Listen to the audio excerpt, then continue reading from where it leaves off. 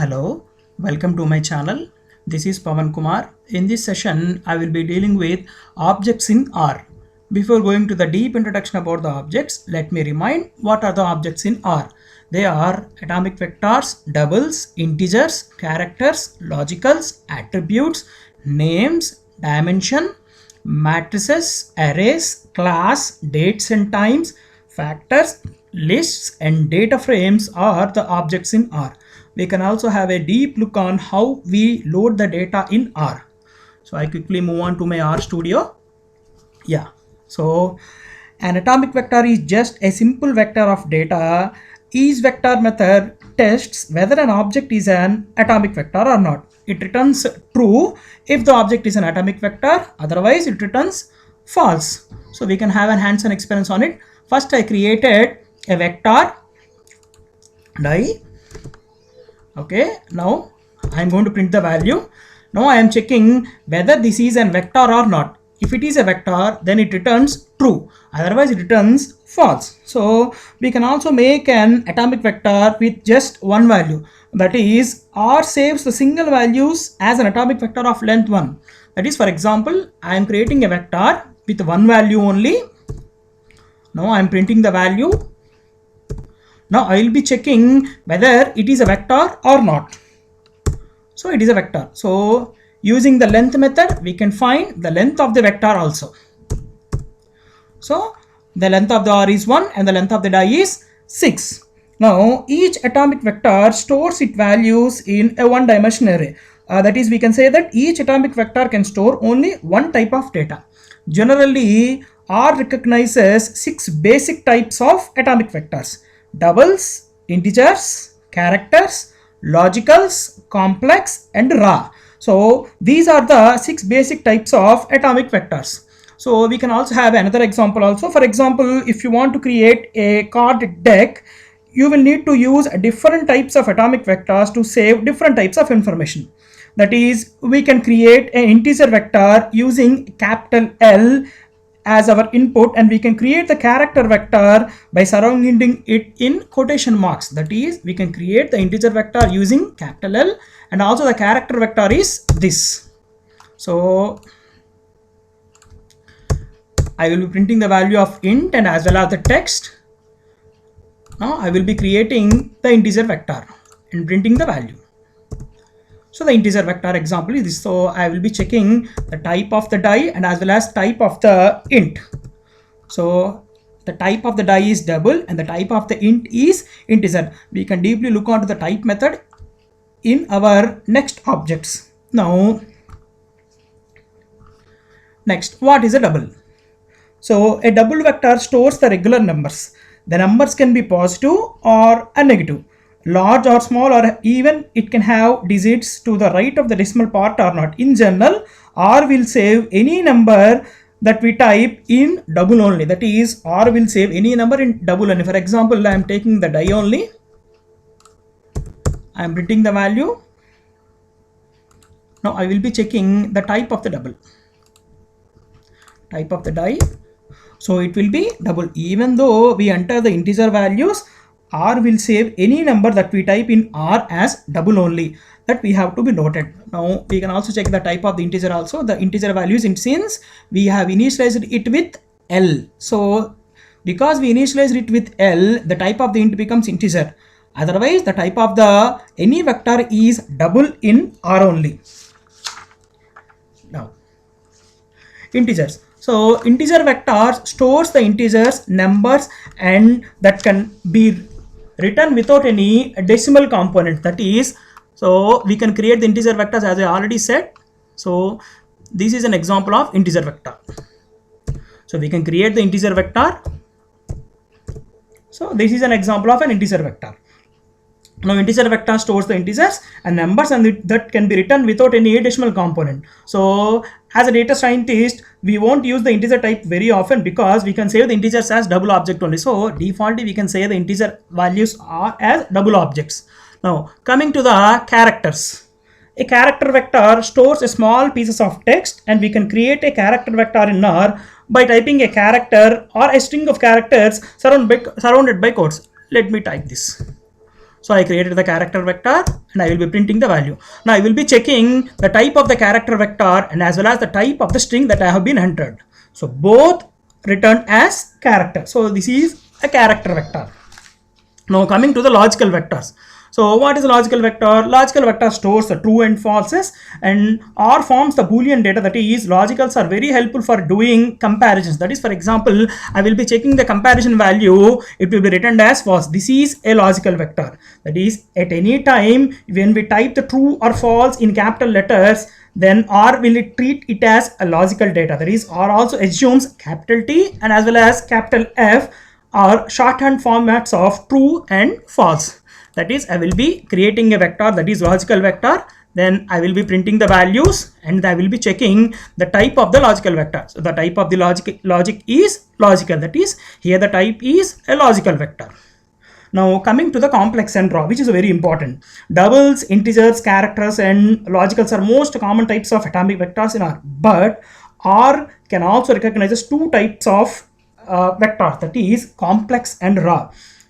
So we can create a complex vector and we can create the raw vector as follows. That is, I created the complex vector using the comp is the variable name and I will be creating a complex vector.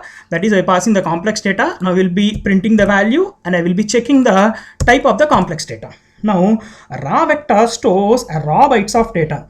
Making raw vectors is very complicated, but we can make an empty raw vector of length n. That is, we can create a raw vector like this.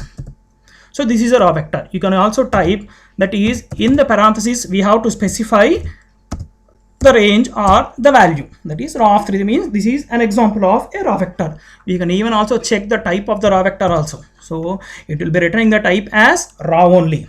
Now coming to the attributes. Attributes is a piece of information, let me say, that we can attach to an atomic vector. So the attributes are interlinked with the names atomic vector. That is, I will be creating the names of the die as 1, 2, 3 and I will be adding the values also 4, because I have taken the values as 6 values, 5, 6. Now I will be printing the names. Now I will be checking the attributes of the die. So the attributes of the die is returned. This is the names of the die and this is the attributes of the die. So now we can even print the die also. That is, initially we have initialized the die with 1, 2, 3, 4, 5, 6 hands.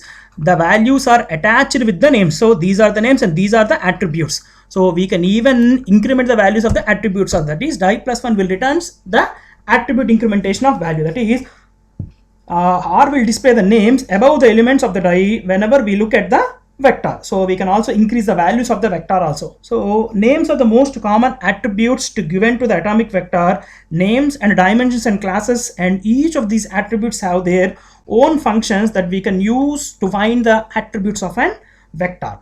Now what is dim? That is a dimension. That is, we can transform an atomic vector into n-dimensional array by giving its dimensions. That is, we have to set the dimension attribute like this. So I created the dimension. Each dimension will have number of rows and columns. So we can even specify the rows and columns also. That is, here 2 rows and 3 columns I created. Here I converted the atomic vector into n-dimensional array. To convert any vector into n-dimensional array, we have to use a dimension function, dimension, which is very important. So similarly, I will be specifying the columns and rows, that is interchanging values. So here the rows and columns are interchanging, that is a 3 by 2 matrix. So this is an example of dimension vector. Now coming to the matrices. Matrices store the values in a 2-dimensional array, just like a matrix from a linear algebra. That is, we can give the first matrix as an atomic vector to recognize into a matrix. To define how many rows in the matrix, we can use a function called nrow. The nrow function will specify the number of rows in the matrix. Here I created the matrix and then I will be printing the value of the matrix. Here the die is passed as parameter. We have initialized the die with 1, 2, 3, 4, 5, 6. So 1, 2, 3, 4 and 5 and 6.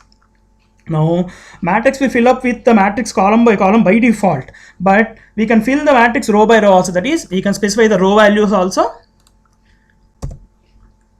Then it will be displayed as row. So this is a column by column and this is a row by row. Now coming to the arrays. The array function creates an n-dimensional array. For example, we can use an array to sort the values in a cube of a 3-dimensional or any hypercube. So we can specify the array like this along with the dimension. I will be printing the value of array. So you can clearly see I have created an array that is 11, 12, 13 and 14. 11 is to 14 means 11 is to 14 means 11, 12, 13 and 14. That is creation of list here. The column represents the list, and as well as 21 is to 24 and 31 is to 34. That is 1, 2 and 1, 2. That is 2 by 2 matrix, 2 by 2, 2 by 2. And last one is a 3 by 3. So we can even also specify a 3 by 3 also. So here I am passing the dimension attributes are 2, 2 and 3. Now coming to the next one, which is a class. A class is a special case of an atomic vector. For example, a dimatrix is a special case of a double vector. Every element of the matrix is still a double, but the elements have been arranged into a new structure. R can even also have a class attribute. That is, a class attributes specify the class of the matrix. Here, the class of the die is matrix. Previously, we can have the type of the die also. The type of the die is double, but the class of the die is comes under matrix since we created it as matrix itself. So this is an example of a class. Now coming to the date and times, R represents the date and time of the system also. And most probably to see this, we can have a method called system.time, which will mention or which will give the system date and time. So similarly, we can even know the type also. So I will be printing the type of the date attribute, that is double. Then check with the class. The class will be returned as the time looks like a string character when we display, but the data type is actually double, and the class is POSIX-XT and POSIX-CT. So POSIX-CT is a widely used framework for representing the dates and times. In POSIX-CT framework, each time is represented by the number of seconds that we have passed between the time and 12 a.m. So UTC means universal time coordinated. So these are the class of the date attribute, that is a date vector, that is POSIX-CT and POSIX-XT.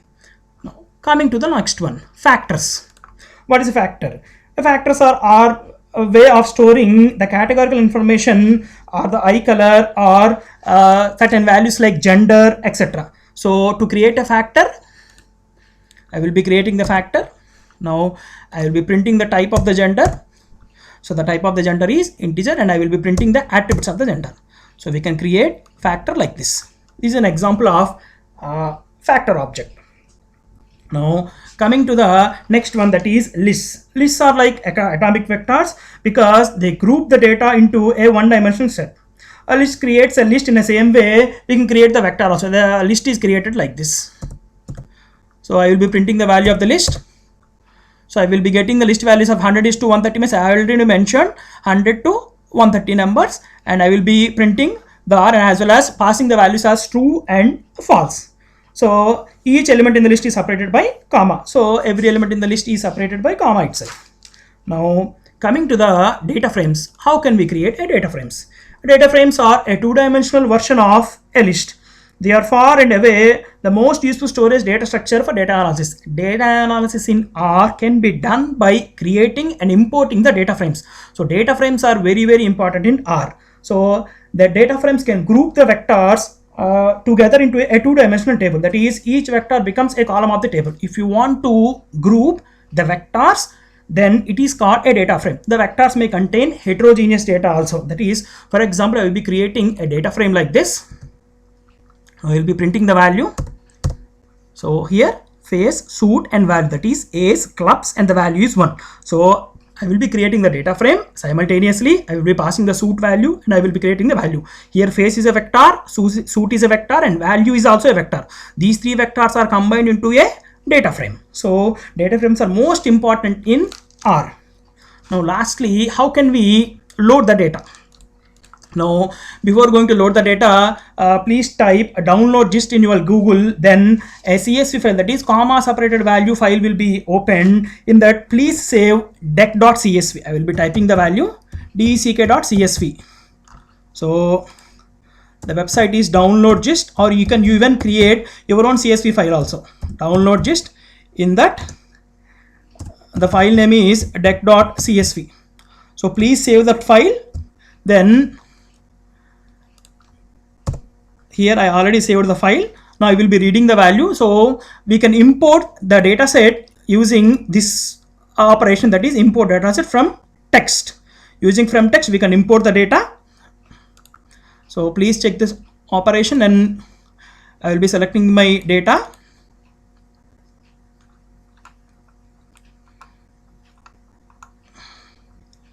Deck.csv. Yeah, this is the CSV file. So open it, then the data will be uploaded. Yeah, so name it will be specified, and finally use an import. By this we can import the dataset. So the dataset is imported in R. Here it is a CSV file. Now we can check the head values and as well as the tail values also. Now I will be printing the value view deck. So view deck means the entire dataset is displayed. Now you can use head of the deck. It will return first 6 rows, and tail of the deck also, that is it will return last 6 rows. Whenever we are importing a dataset which contains thousands of data, then these methods are used, and we can even also specify head of the deck along with the number of rows also. So in this way we can import the dataset. We can import the text also using import dataset option, and we can even import the Excel file as well as SPSS also. So these are the basic objects in R, and as well as the path for loading the data in R. Thank you.